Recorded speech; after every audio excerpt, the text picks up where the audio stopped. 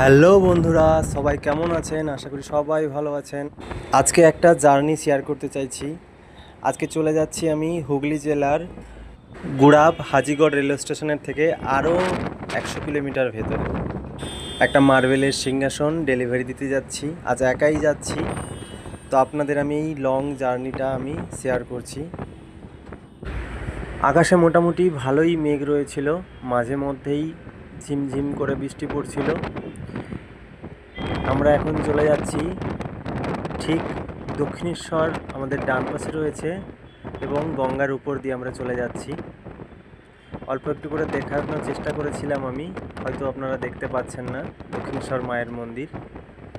যাকগে, এই ব্রিজটা কিন্তু অনেকটাই লম্বা। আপনাদের যতটা পারবো আমি এই জার্নিটা শেয়ার করার চেষ্টা করছি।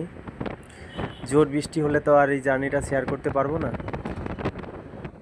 দেখুন কতটা লম্বা ব্রিজ, এখনও ব্রিজ শেষ হয়নি।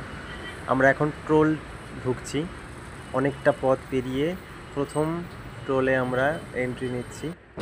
টোলটা পেরিয়ে আবার গাড়ি সেই স্পিডে ছুটেছে। ভালো চওড়া রাস্তা, তাই কোনো রকম অসুবিধা হচ্ছে না। এত ঝোড়ো হাওয়া, তবে বেশ ভালোই লাগছে। আমরা গুড়াপের হাজিগড় রেলওয়ে স্টেশনের দিকে এবারে ঢুকছি। পথটি গ্রামের পথ, একটু সরু,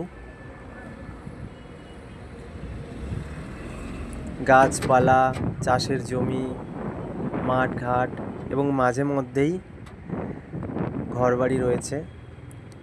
এখানে ঘরবাড়ির সংখ্যা অল্প হলেও খুবই শান্তির নীড়। বরকুলের গাছ এখানে প্রচুর ছিল। একটু একটু করে বৃষ্টি পড়ছে, কিন্তু খুব সুন্দর একটা মন্দির। এটা মা কালীর মন্দির। যাই হোক, অবশেষে আমরা এখন পৌঁছে যাচ্ছি হাজিগড় রেলওয়ে স্টেশনের কাছে।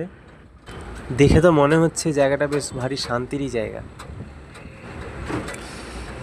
রাস্তাতে আমি একবার কিন্তু জোর বৃষ্টি আমি খেয়েছি, এখন গা আমার একটু হাওয়া বাতাস লেগে শুকে গেছে।